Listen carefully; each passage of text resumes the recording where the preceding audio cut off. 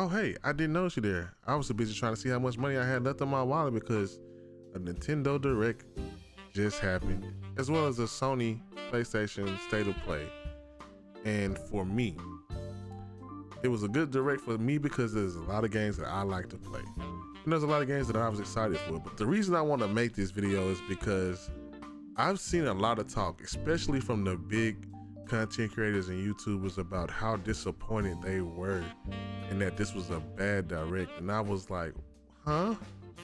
I've just seen a lot of opinions going around, and I'm not even gonna do all the intro stuff. I'm gonna get right into what I like, the games that I'm most excited for. I'm not gonna do a recap. You can watch the video for yourself. But for me, I definitely want to show you why I thought it was a good Direct, because there was a lot of things that I like and a lot of things that I know I will play, plus the big heavy hitter game that everybody was waiting. So one of the first games that I was kind of like, yay, I'm excited for, was Fire Emblem Engage. Looks amazing. Of course, it was a game that was leaked, and I love Fire Emblem. It looks like a JoJo's Fire Emblem, and I'm not gonna talk too much about the game. Again, you can go look, but Fire Emblem is one of my favorite strategy games of all time. It was also a game that was in danger of not coming back to America, but the sales for Fire Emblem Awakening saved that franchise, and Fire Emblem Three Houses and Three Hopes has been doing well. Next game I was very excited for was Octopath Traveler 2. Didn't think that was gonna come out so soon, but I love the 2D, 2.5 3D background RPGs with Live coming off of a strong showing. This is gonna be a very great game, and I was rating on it. Another game was one of my favorite games as growing up as a kid, Harvest Moon: The Wonderful Life, but it's rebranded as Story of Season. And again, I have a video for that about how Harvest Moon is not gone and it's actually called Story of Seasons. I've seen a lot of YouTubers saying that this game was taken off the, using Stardew, or getting the success from Stardew to come out. And that's just plain wrong. This is the grandfather of farm sims. This was the OG. Harvest Moon all the way back from 1997. And they have been consistently dropping farm simulators. And the reason that farm simulators are popular, the reason that Stardew Valley exists.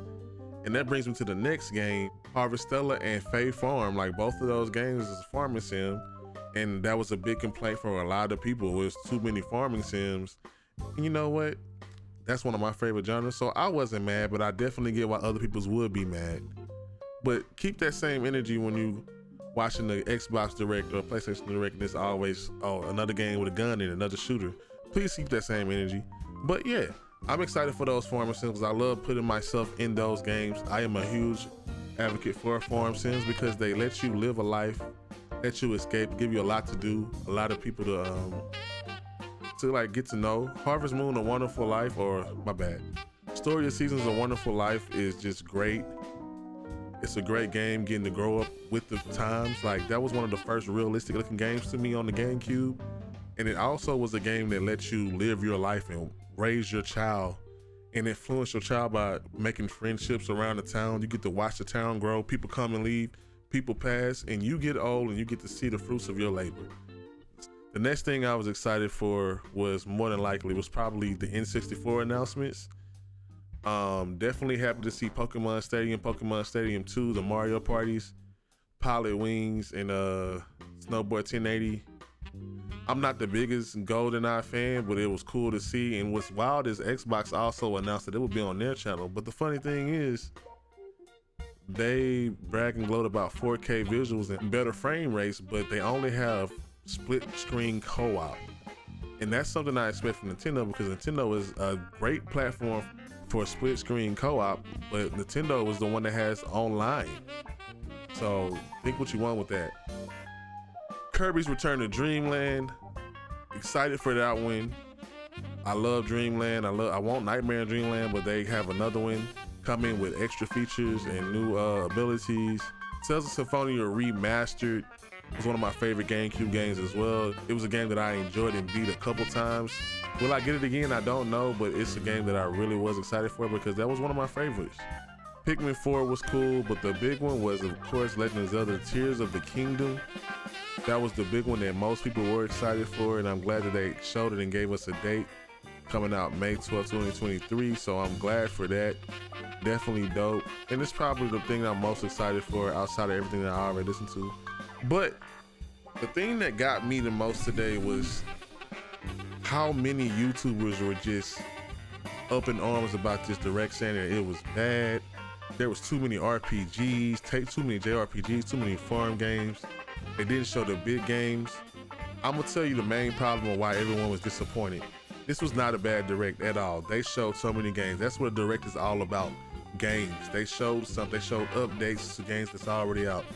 Free DLC to games that's already out. Announced things. Showed Bayonetta 3. Showed the game that you was looking for, Zelda. Showed Final Fantasy Crisis Core. Showed some games that never was made in America. They showed some remakes it was too many games. But you know why everybody was mad? Because they listened to rumors.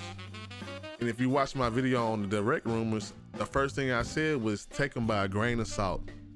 The reason people don't like Nintendo Directs is because they believe the rumors that they always hear. I always tell you to go into the Nintendo Direct with low expectations and just expect that a bunch of games will be shown and you will come out wanting something. But everyone was so focused on wanting the Metroid Prime remasters and the Zelda remasters, and they're mad at Nintendo. But who you should be mad at is those insiders, the so-called insiders that sold you a dream, and a dream that you took to heart.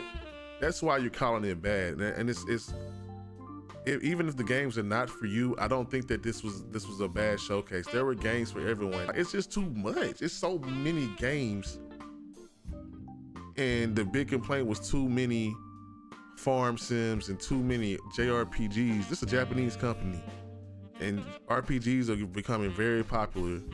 And it's getting on my nerve that everybody's mad because they're not getting the next. They want straight big Zelda size release and announcements. But the year is packed. We have time for more announcements. The one that you really wanted to see was Zelda. The one that really needed a date was Zelda. We wanted to confirm that it was coming. Fire Emblem is coming out. I know people say, well, you got time to keep making Fire Emblem Kirby. Do you know that these games were made by different studios? Kirby is made by HAL Laboratories and other people that focus on Kirby. Kirby being made does not stop the game that you want to be made. That's their decision. Intelligent Systems has no say in the game that you want to be made. They make Fire Emblem games. Monolith Soft makes Xenoblade Chronicles games. They in no way influence if your game that you're asking for comes to go. So to say that they focus on that, no, that's the games that they make. And if they done with it, we're gonna release it and give us more content because the fans are there. The sales sell for themselves. But anyway. But I'm just seeing so many people say that it was bad because what they wanted to see wasn't there. And that's mainly because you trusted rumors and leaks. And this is why the gaming community is so toxic right now, because it's all driven by these social media experts and these big YouTubers, these big content creators. Once they say something is bad, everybody says it's bad and it's spread. That's why Mario Strikers has done so bad, because the community shot it down immediately because it wasn't what they wanted right away. And I mean, that game probably is gone. But my thing is, can we be consistent? Like, they showed so many good games. Pikmin, it was a lot.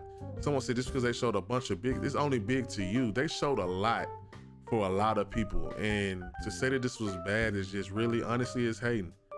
Maybe it was bad for you. Maybe it wasn't your cup of tea because the games that there wasn't for you, and that's fine. Everybody doesn't play the same thing, but there were a lot of great games shown. Even if it's not for me, I know that those games are good for someone. It was a solid direct. It was something that showed us games that are coming out soon. These aren't the only games coming out in the world, folks. So to say that this was bad, and now you have everyone else agreeing, it's just kind of toxic for the gaming community. And that's just my opinion, first and foremost. That is just my opinion. Definitely get that there was farming sims and JRPGs and it's not your thing. But what exactly did you want?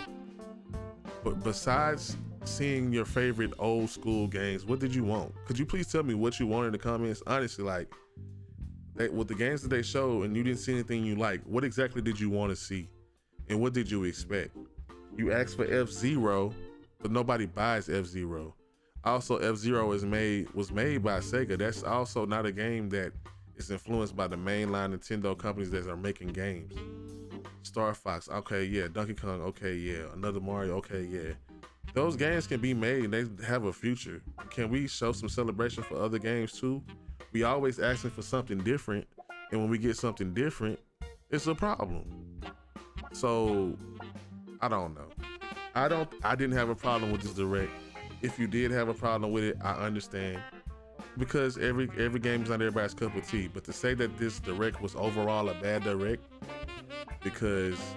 mainly because you didn't get those remasters, the Prime remasters, and the Zelda Breath of the Wild Wind Waker remasters, that's your fault, because Nintendo never promised that. Nintendo never said that.